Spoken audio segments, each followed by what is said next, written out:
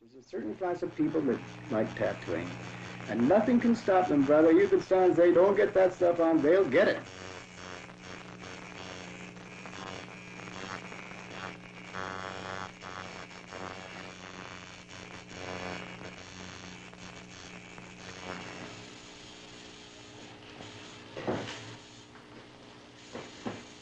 Ever since Adam and Eve, men and women have been preoccupied with their appearance. Seldom content with the way they look, they've tried to change their appearance with artificial aids. Scar patterns and body paint were two early methods they used. And then sometime, we don't quite know when, somebody combined these two techniques to produce not only a permanent design on the skin, but also a permanent color as well. The brilliant tattoos that we see today on people's skins are a result of a refinement of these early techniques. What about the reasons for having a tattoo? Well, among early man and among some primitive peoples today, tattoos related to their religious beliefs or perhaps served some magical purpose or maybe indicated rank or status. But among civilized people today, the motives for creating an indelible impression are somewhat less clear. Some sailors, for example, seem to do it as a tradition. But what of the others? Not forgetting the women who number themselves among Doc Forbes' clients. Let's take a look now at a few minutes in the day of a tattooist.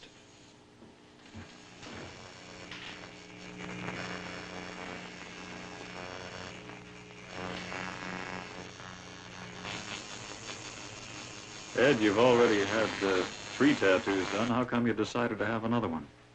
I couldn't really tell you. It's just, I like them, I guess. I don't know when I'll stop, but someday. When you had your first one done, did you figure you'd have more done afterwards? Well, I had 2 together and didn't really want to go any farther, but I walked through a tattoo shop and I saw a nice little dog here on my shoulder. You can't resist them, huh? Many of your buddies have this work done? Oh, just about all the fellows on ship. What do your folks think about it? Well, they were dead against it until we saw them. They didn't really mind then. But, to start with, they were right dead against it. Actually, there's really nothing to it, is there? If you can relax, I think there's really nothing to it. How do the girls react when they see those on your head? Well, the girlfriend liked the deer, but she didn't care for the eagle and heart, and she hasn't seen the dog yet. She hasn't seen it. She doesn't think you're rather silly for having it done, though. Well, I thought myself silly at times. You were mentioning something about a pig? Oh, yes. Now, that's quite a favorite and has been with all sailors of all nationalities all over the world because it's a superstition with them. They're having a pig tattoo done. Of course, this is on the knee, not on the arm. It's on the knee they have it. And of course, the superstition is a pig on the knee, safety at sea. Say a pig can't swim. He's a good sailor. Oh, we'll just give you a little wash down here and pull the excess colors off your skin, and that's just about as complete as we can do it on this type of job. What's that going to cost? Follow the instructions. This would run about $8, this job, and would take about 35 to 40 minutes. Well, actually, it would be about a $10 job. I may run a little special on it. Like all customers, you know, we have to treat the boys right. Doc, you seem to be a walking advertisement for your trade. Well, I think maybe that's what got me interested in the work in the first place. I guess I was about 16. I was traveling in the States extensively with, shows, circuses, one thing and another. And somebody put a small design on me, and I kind of fell in love with it and got a couple more on. I thought, gee, this is an easy way to make a living, just sitting around like this, going on people's arms. I had done a little artwork before that, so I thought it should be easy for me. So I took up the work right from there. Have you done this yourself on your own arm? I have done, yes, and I've done my own legs, too. I got some big pieces on my legs I put on. But, of course, only where you can reach, you know. I see some writing up here, Doc. Oh, yes, so that's been on 40 years. That's a now and a skeleton head, skull. It says, "You can't fool us." Who's the us? Well, you can't fool a dead one. You can't fool a wise one. Oh, yes. Just a little. I see something above there that's been obliterated, I think. There's a name written out there, too. Oh, is there? Oh, Yes, here. yes. Oh, that's my latest flame. I had a other girl's name on here, and when she seen that, I think there's a little jealousy there, but she borrowed the tattoo machine one day, and she fixed that awful quick and put her name on. She did this herself. What sort of people have tattooing done? Is there any one particular economic class, or is it all through society generally? Most people are under the impression that just sailors and soldiers and drifters get tattooed, but do you know that, well, perhaps this is an exception here because we do have the Navy well represented here, and we do a lot of Navy. They're our biggest customers here. But I tattoo in Vancouver, 2 or 3 times. I'd be here 2 years, and I'll go over there for 2 years. And it's mostly all civilian business there. And the longshoremen are good customers, and the deep-sea sailors. But then we have a lot of young fellows from, Westminster and Richmond and Haney, and the surrounding countryside, young fellas that are going to college even. We even do college boys and put their alphabet on them and everything else, in Greek. Yeah. So that I would say that there isn't any particular people that favor this work at all. Why do you think people have it done? I'd say the average man that walks in here, he just wants to show his manhood, I should say, and so that the other boys won't think he's chicken. He has to have a tattoo. Or it may have been in the back of his mind for years, to have one. Do you get people who get carried away with the whole idea and want their whole body covered? Yes, there are a few I'm doing right now. It sort of becomes an obsession with them, or we should say a fetish. And they just can't seem to get enough of it. You say a lot of women have tattoos. Could you tell us something more about that? We have an awful lot of women here at... their husbands usually in the Navy, some of them, and they bring them in, and they have a small rose or a heart with their husband's name on. I won't ask you where. Well, that's not the question of where. They usually have it in their hip or someplace, or where it can be hidden by a bathing suit or their clothing, where it's sort of a secret thing with them. You think this creates some sort of a bond between people? I think it does, yes. I think there is something... Something permanent. There's something subconscious about it. I don't know. This young lady's name is Joan, and she first came to see Doc Forbes about a year ago to have some work done. Doc, what are you going to be working on today? Well, we're going to work on this bird here. The last visit that Joan made up here, she filled in the bird on the left here. My left, as you say, and this time we're matching the birds by filling this one in green. Which you'll have a matching pair of lovebirds on her chest here, on her breast. Joan, do you feel any sensation from that? There's a slight burning sensation, but other than that, it's not bad. No pain. Not real pain to it, no.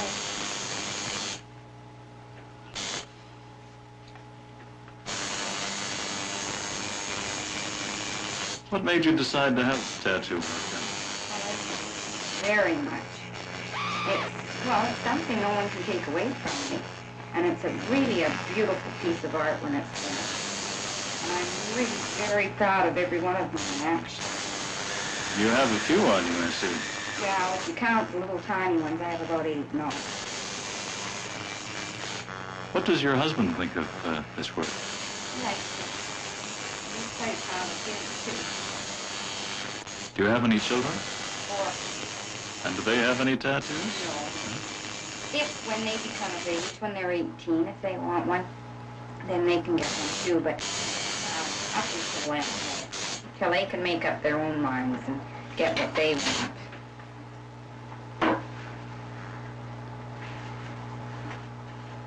Are you finished yet, Doc? No, this takes quite a while. This is one of the more difficult colors to work into the skin, and it takes a little longer to do,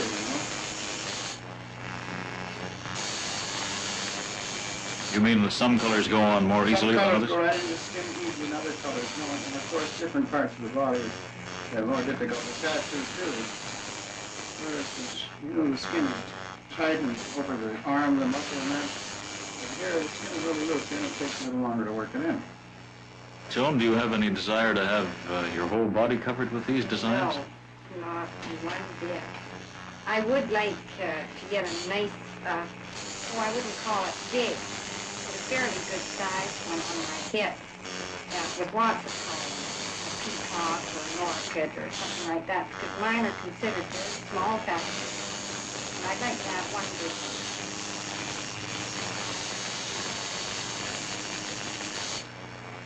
Now, it's bleeding a bit here now. And we don't do anything to stop the bleeding. It's just as well that it does bleed out a bit. We were talking a while ago about the tattooed women at the circus. There's something that's in great demand today is women to travel with circuses that are tattooed completely. And I started on one here a few years ago, and her picture's up there. I got her just about half done, and then some Joe came along and married her, so that was the end of that.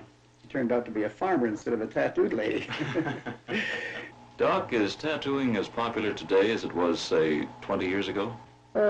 I would say it is really, of course, with this population outburst, we've got a lot of more boys becoming 18 years of age and old enough to get it. I would say that it's more popular. There's more work being done today. Well, Doc, how would you like to tattoo me? Very slightly now. Well, that's one way to find out whether it hurts or not. Right. Certainly, We'll see if you're a painless tattooist. I'll try this arm here. All right, Just up your sleeve, and I'll get my gloves on here. And you see, no matter whether it's a big job or a small job, we take the same precaution against infection that we would if we were doing a big masterpiece on you. We have to shave your arm and apply the antibiotics and so on. Well, nothing fancy, Doc. Just keep Well, it... you remember me by, I'm sure. Is that all right? Is that sleeve That's up? just fine, yes, you bet.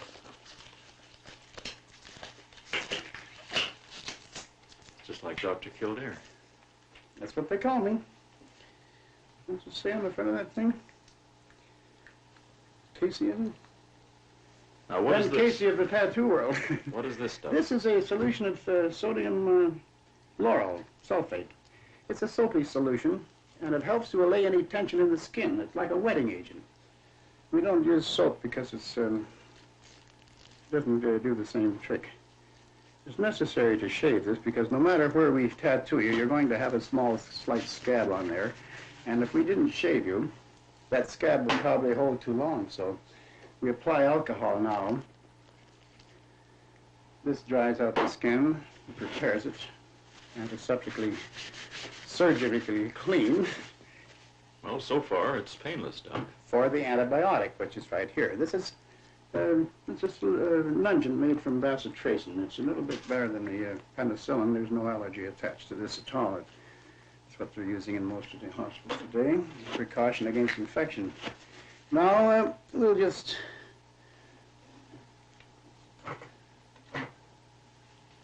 give you a little test here. Just a patch test.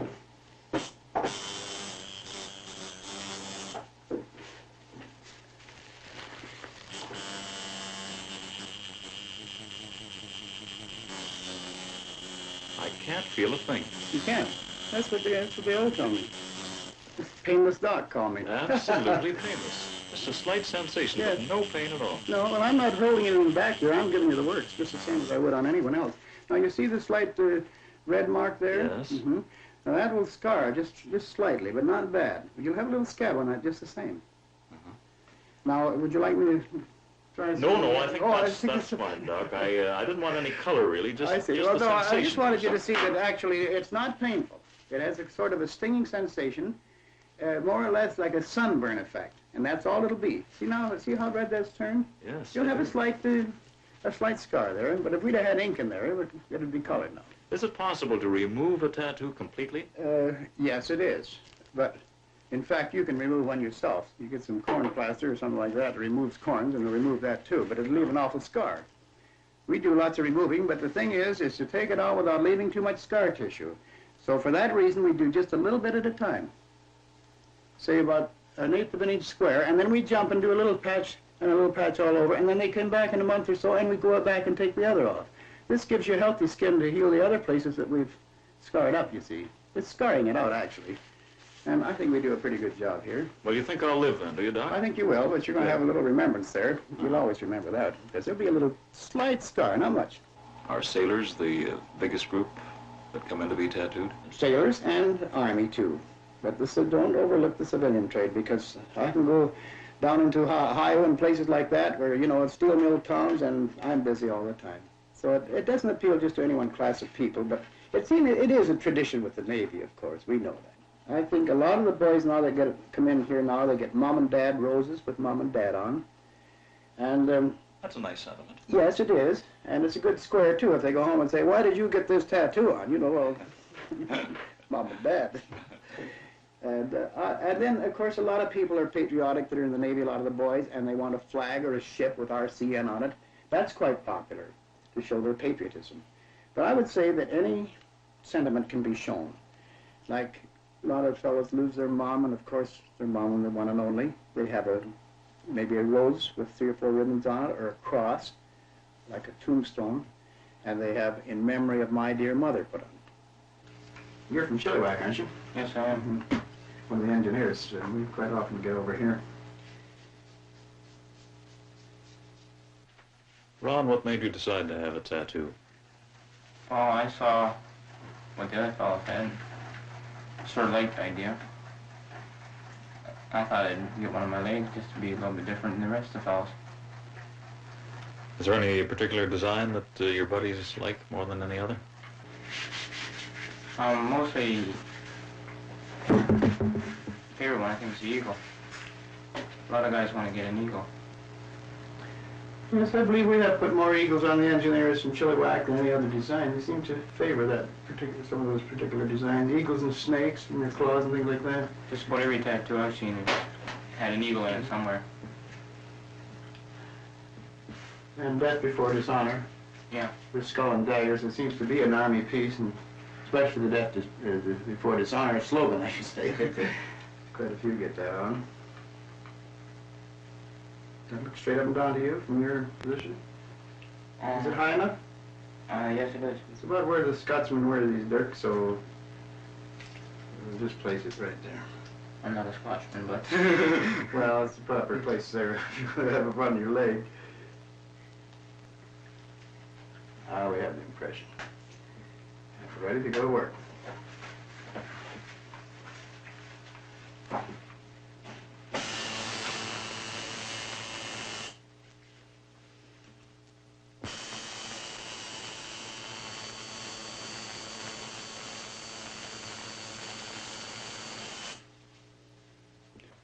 I know the people you work on sometimes have to have a rest, Doc. How about you? Did you ever get tired? No, I don't know. I seem to be so interested in this work that even after 45 years of decorating the epidermis, I still like to do a job, and I get so interested and carried away that time means nothing to me. What's the longest you've ever worked at a stretch? Well, I think about the biggest job I ever put on was on a mounted policeman here a few years ago, John Sikowick, and we put in 17 hours right straight through on his back.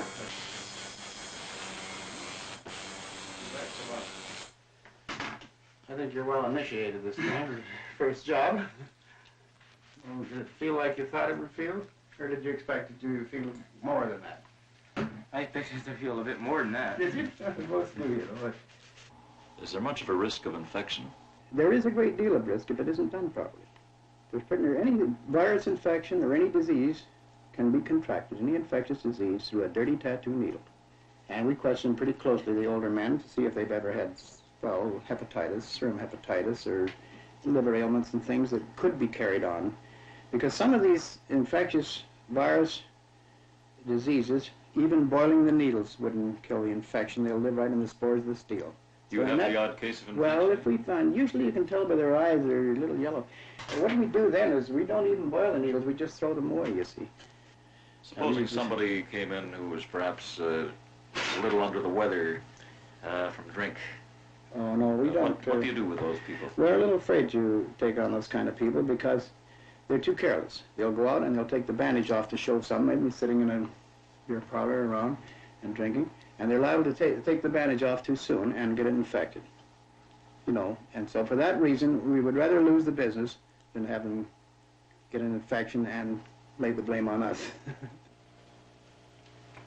This is Helen, Doc's assistant, and Helen was introduced to tattooing about 9 years ago. Doc, that's a pretty ambitious-looking project there. What phase of it are you in now? Well, now, this is a rose that was started many, many months ago, and of course, we've been putting it off, filling it in. And usually these large designs like this are done in 2 or 3 sittings. Now, this is our second sitting at this. The first one took about 3 hours. It's a huge American beauty with 2 Cupid dolls on each side and a hummingbird in the center here, which will be all done in green. We're now in the process of introducing the red into the skin. You do one color at a time, or? Well, on the huge pieces like this, we do. This is about a 5 or 6 hour job altogether. Now, this is what we call mood tattooing. You're usually in the mood for it, and then when a person is in the mood for it, there's not much trouble in having it done. And other times when we don't feel like it, we don't do it unless you really request it, you know.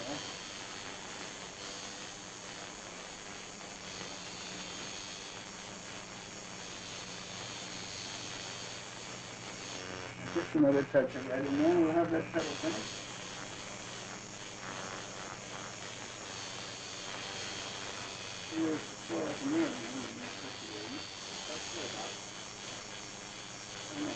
Too heavy anyway. It looks better, a little more delicate. This calls for another color here now, pink. We get this pink by dipping first in the red, and then in the pink, or the white, I should say, which, by running the machine, produces a very brilliant and fragile, delicate shade of pink. And it's apple blossom pink, if you'll notice. I'll work these along the edge of the petals here, and you'll notice what it does to this petal. It makes it sort of turn, or the leaf, I should say, like lap or curled under the edges. And we do that on all the edges of all these petals like that. Helen, do you feel that this tattooing is somewhat of a beauty aid to the body? Well, to me it is. It really is. Are there any particular designs that you prefer? Well, I'm mostly for the floral designs and first. Helen, when you wear a bathing suit, do you attract very much attention? No, I don't. They're all covered up. Well, before we done any work on Helen at all there, we measured her dresses, how low they came, and her bathing suit as well, and we have kept her designs below the bosom line of her dresses. And the reason we do that is we do take in quite a lot of dances and so forth, and we don't care for the criticism. Some people really like this work, and then there's others that have a prejudice against different types of hobbies and designs, and such as this being tattooed on the skin. So for that reason, we have kept it more or less a private affair.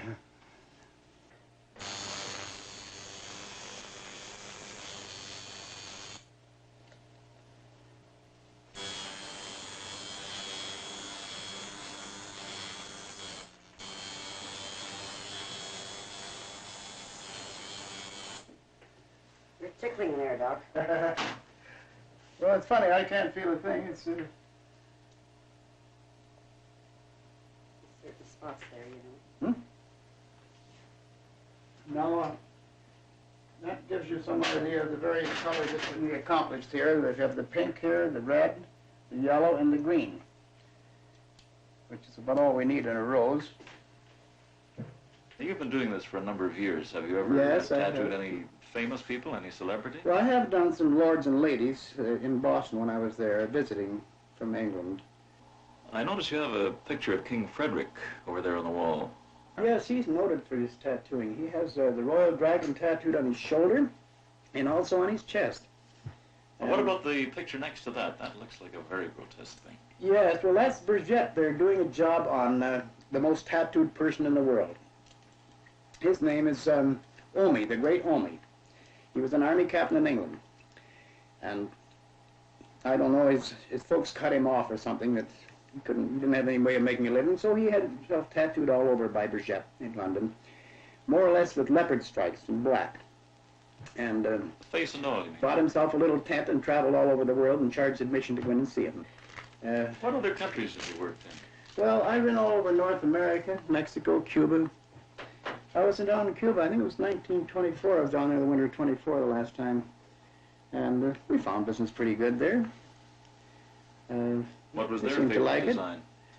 Well, amongst the men, we used to do an awful lot of the men down there would have their chest shaved here and in great big block letters, Rebellion, Rebellion. These bloodthirsty men with their big machetes. That was in So they were quite a 1924. rebellious class of people, even at that time, in 1924. So I don't know how it's working out now. How long has this gentleman been a client of yours, Doc? Well, he's my oldest client. He's 82. And he's been coming to me, I'd say, for the past 2.5 years. Have you done any other work besides the arm? I've done some leg work on him here, and both arms are still quite solid. I noticed the work on his chest and on his back is rather faded. When was that done? Oh, you mean this work here? Yes. Well, this work was done in 1906 in England. Uh-huh. Who was the man who did that? The artist that put this on, a very famous artist of his time, was Mr. Burgett. The chap that did all the work on the royal families of all countries in Europe and England. Since that, of course, he's had his work gone over, and of course he's doing the same thing here, having a lot of the older type work redone, and places that weren't filled in, having them filled in solidly. Now this gentleman here prefers the Japanese style of tattooing, that is solid work. If you'll notice, even in between the designs, we're filling it all in solid red and yellows and various other colors, so that we give it a sort of an offset.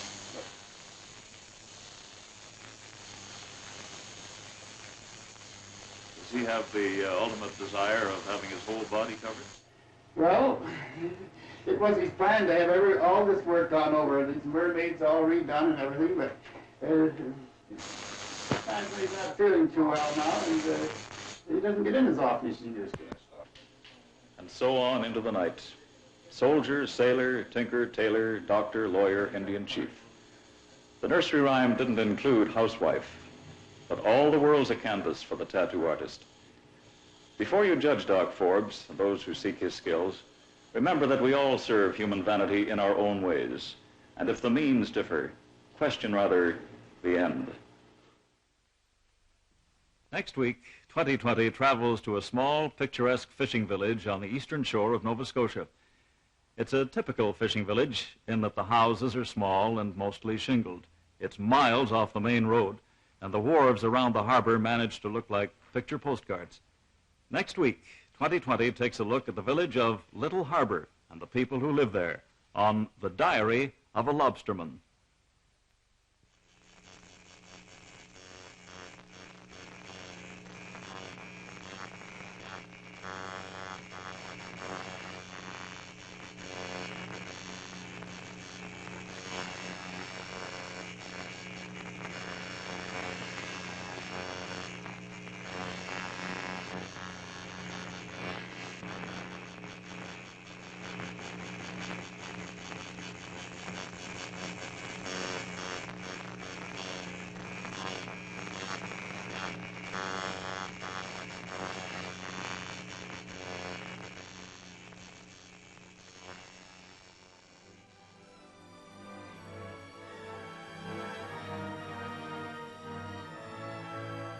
"2020 has been a CBC television production.